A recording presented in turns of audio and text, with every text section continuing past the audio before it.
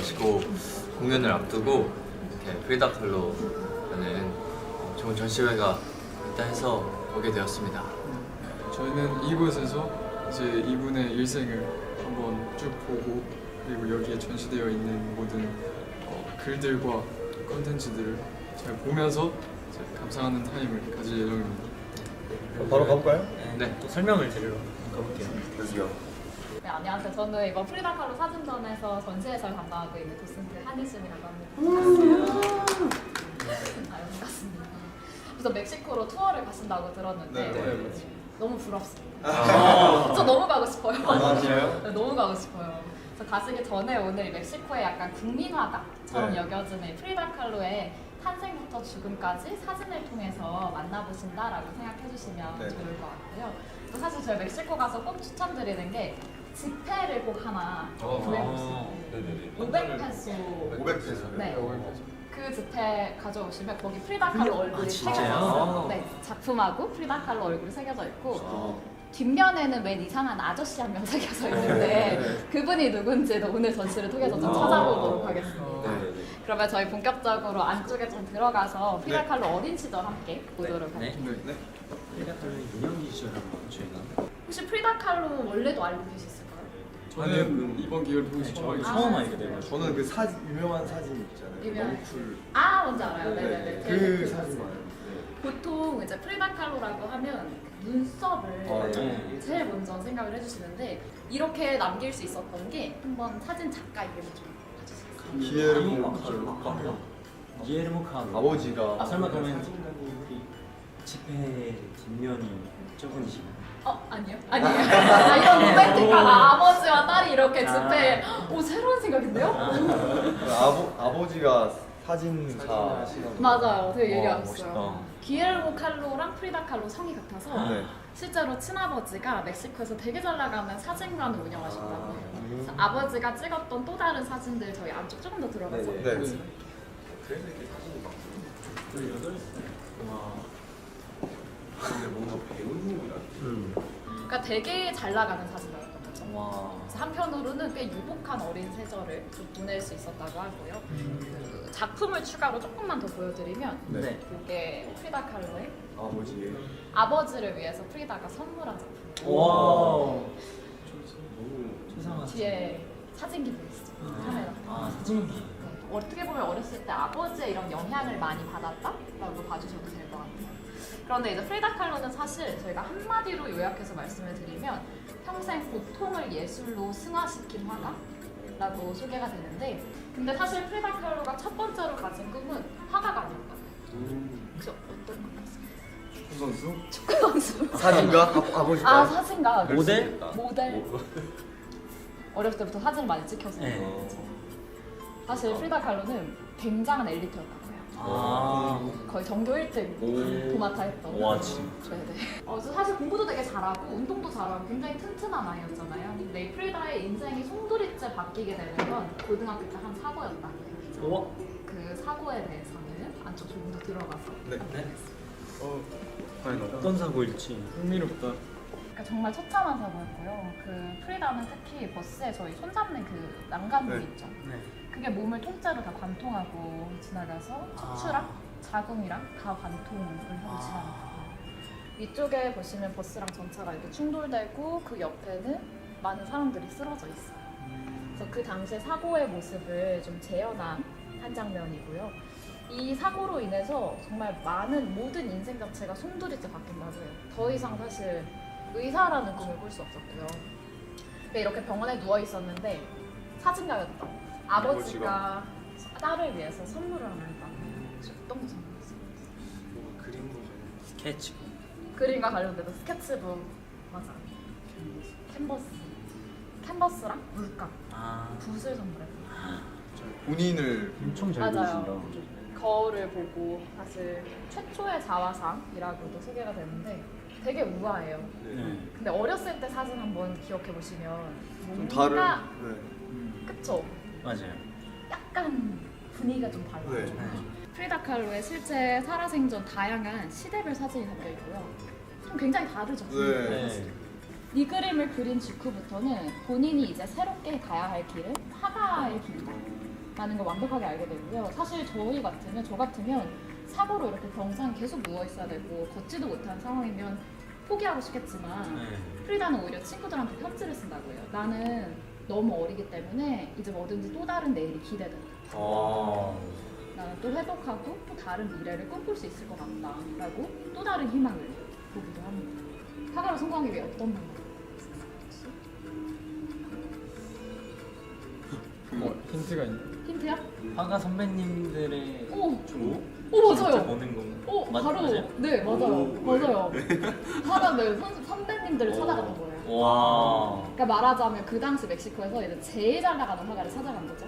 국민 화가라고 불리는 멕시코 시티의 이렇게 공공장소에서 보실 수 있는 벽화들이고요. 이 그림을 그린 화가는 디에고 리베라라는 들어봤어. 왜 들어보셨어요? 이 사람을 찾아간 거예요. 프리다가 제 그림 어떤가요? 평가를 받기 위해서. 오. 그때 이제 들고 갔던 그림들 중에 하나가 요 자화상 그리고 요 그림들. 혹시 누굴 것 같아요? 인생인가? 맞아요, 가족입니다. 가족. 닮았죠, 왜냐면. 네. 근데 이미 유럽에서 공부를 했던 디에고는 이 그림을 알아본 거예요. 아. 새롭다라고. 네, 네, 새롭다라고. 당신은 대단한 화가가 될 수 있을 것이다. 우와. 뭔가 공통 분야가 맞아서 그런지 눈이 맞아서 불같은 사랑에 아유. 빠지게 되고요. 첫사랑을 바로 잊었구나. 네, 첫사랑은 바로 잊었어요. 전통 의상을 차려입습니다. 왜냐면 좋아하는 남자한테 잘 보이고 싶어서. 디에고가 제일 좋아하는 의상이었다고 해요. 그래서 실제로 두 사람은 정말 불같은 사랑하고요. 결혼까지 올립니다. 결혼식. 실제로 프리다는 본인의 일기처럼 그림들을 그려왔다고 해요. 그래서 이렇게 눈물을 흘리고 있고 주로 프리다의 얼굴들 속에서 이 그림들 속에 어떤 이야기가 숨겨져 있는지는 실제 사진을 통해 저희 안쪽에서 조금 더 만나보겠습니다. 사실은 프리다의 일기나 또 디에고가 프리다한테 썼던 편지들 보면 정말 불같은 이 둘만이 알 수 있는 이야기들이 있지 않을까라고도 생각이 듭니다. 근데 둘이 결혼해서 잘 살았으면 좋았는 게 정말 막장 드라마였잖아요. 네. 이 두 사람의 신혼생활은 사실 멕시코가 아니라 미국에서 보냈거든요. 왜냐면 디에고는 너무 잘 나가는 화가였어요. 근데 프리다에게는 그런 삶의 어려움이 있을 때마다 그걸 이겨낼 수 있었던 건 붓을 들고 그림을 그리는 겁니다. 프리다가 그 선물을 받고 유산의 아픔들을 담아서 그림을 그리고요. 그 작품이 떠있는 침대. 침대에 피어 있구나. 라는 작품이고요. 누워있는 여성이 프리다 칼로의 얼굴이에요.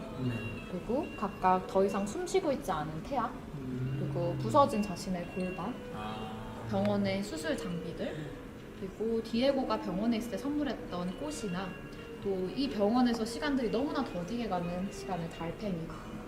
그러니까 이때부터 프리다 칼로 자신의 이야기를 그림으로 표현하기 시작합니다. 코코.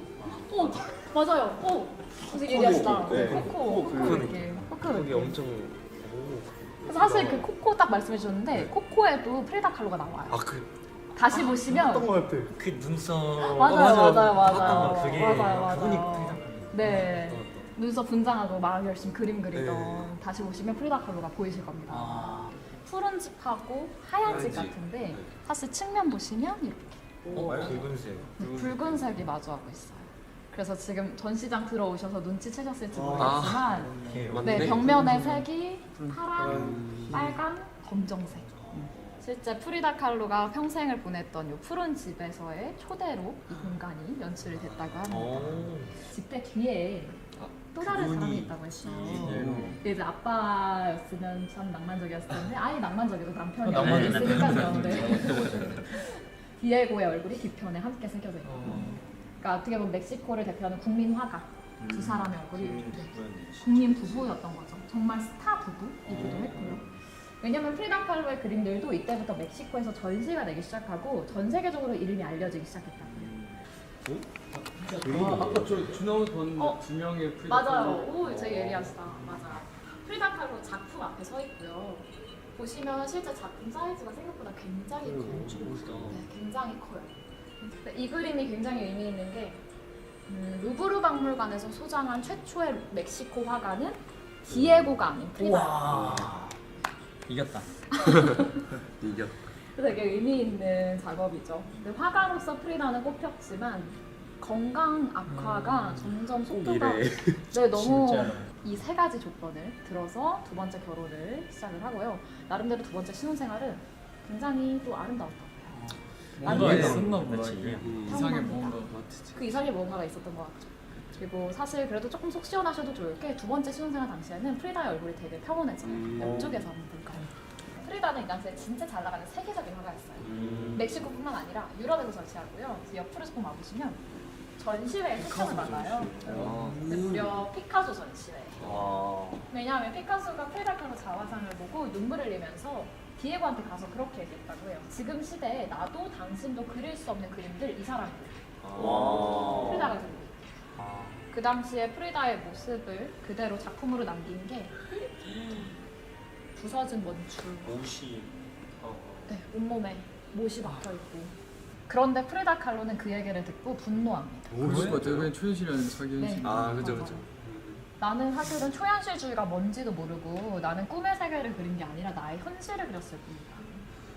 그러니까 사실 저희가 봤을 때는 정말 판타지에 가까운 상황들이지만 프리다에게는 현실 다큐멘터리 진짜 자체였던 아픈 거죠. 걸 봐. 그림. 네. 디에고가 마지막으로 준비한 선물은 프리다를 위한 전시회였어요.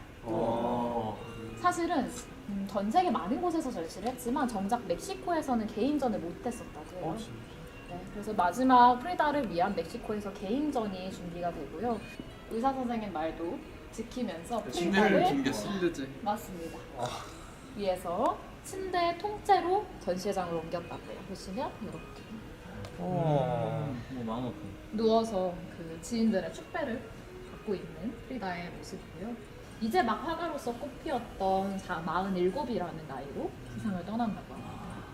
근데 사실 참 아이러니한 건 프리다 칼로가 세상을 떠나면서 저희에게 마지막 선물한 그림은 계속 자화상 많이 그렸잖아요. 네. 근데 가장 마지막으로 선물한 건 수박. 이바라입니다. 맞습니다. 아 비바라 비다 문 앞에 있다. 라고 적혀 있고 전시장 내 들어오실 때 입구에 적혀져 있었어요. 이렇게 한국어로 번역하면 인생이여 만세라고. 그래서 멕시코를 가시기 전에 이렇게 전시를 통해서 프리다 칼로의 실제 사진들을 통해 새로운 프리다를 꼭 만나고 기억해 가시는 시간이 되셨길 바라겠습니다. 고생하셨습니다. 너무 재밌었어요. 너무 재밌었어요. 잘 지었어요. 네, 저희가 오늘 이렇게 멕시코 공연을 앞두고 프리다 칼로 전시회 왔는데 어땠나요? 너무 재밌었고. 네, 일단 정말 역대급의 인생을 사셨던 것 같아요. 진짜 다사다난한 그런 순간들이 있었던 것 같은데 그걸 또 예술로 표현하셔서 너무 멋있었던 것 같아요. 네, 저희가 그냥 가는 것보다 이렇게 프리다칼로님의 사진과 그림들도 보고 이제 인생 그런 발걸음도 한번 느껴보고 만약에 멕시코 가서 작품을 본다거나 하면 정말 또 새롭게 좋게 다녀올 수 있을 것 같습니다. 네, 그리고 저희가 이제 전시회 같은데 가면 그냥 저희끼리 이렇게만 보지 이렇게 설명을 들으면서 보니까 확실히 더 훨씬 이해하기 맞아. 좋았고 훨씬 이해하기 좋았어. 그 스토리에 뭔가 저희가 더 깊게 들어가는 것 같아서 너무 재밌었던 것 같습니다. 네, 그럼 이제 저희 이 느낌을 이어서 멕시코 공연 저도 잘 다녀오도록 하겠습니다. 그럼 지금까지 최현수였습니다. Vamos. Viva la vida.